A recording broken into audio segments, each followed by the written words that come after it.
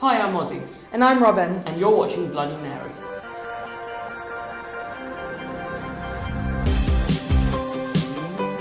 Now everyone's heard of ULU, the University of London Students' Union, which is the largest of its kind in Europe. But what you might not know is that in May of this year, the University of London concluded a review in which it announced that the campaigning and representative aspects of the union were to be abolished.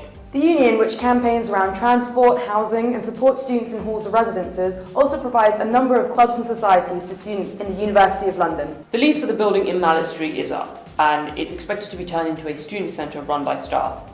Now obviously a lot of students are very unhappy with this decision because no assurances have been made from the University of London about whether this space will be run by students for students. The university sent out a survey asking students what they'd like the space to become, but have not included an option to save ULU in its current form. Ozzy went down to the demonstration this Wednesday outside ULU in Russell Square to see what students think about the proposed changes. I'm here with the president of ULU, Chessum. Michael, how's the protest been?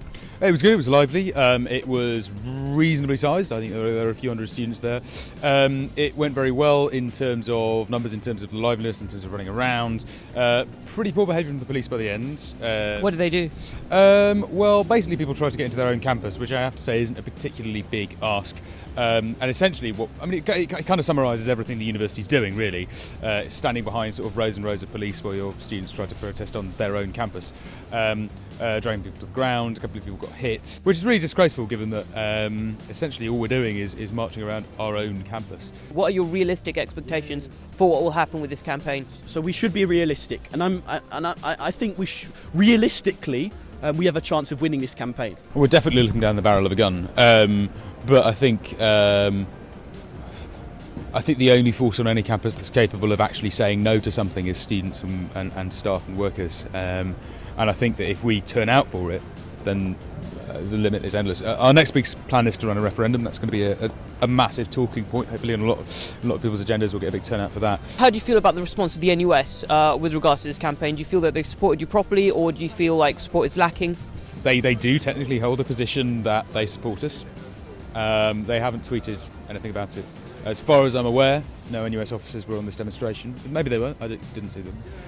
There's been no public support from NUS whatsoever. Thus far, their support has been lacklustre. Their support has been here nor there. And we ask them, we call on them to do what is right, which is to support a student union that's fighting for its existence, which is being stripped of its democratic functions by a university.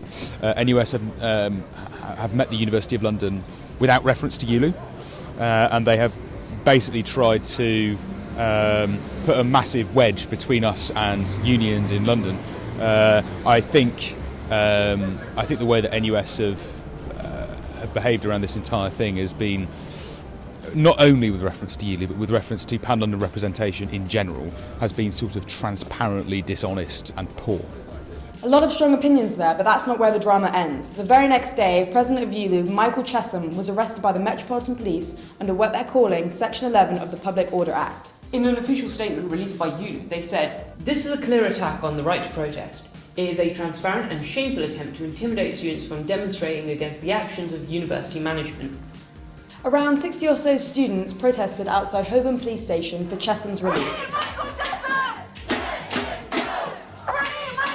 Chessum has since been released, but his bail conditions prevent him from attending any other demonstration, a move which has been branded by student activists as draconian. What does this mean for the future of student protests and the Metropolitan Police? Let us know what you think in the comments box down below. And as always, you can tweet us at QMTV channel, and don't forget to give this video a thumbs up and like us on Facebook. You can subscribe to our channel to stay up to date with any updates to this story and anything else that we do. I'm Robyn. I'm Ozzy. And this has been Bloody Mary.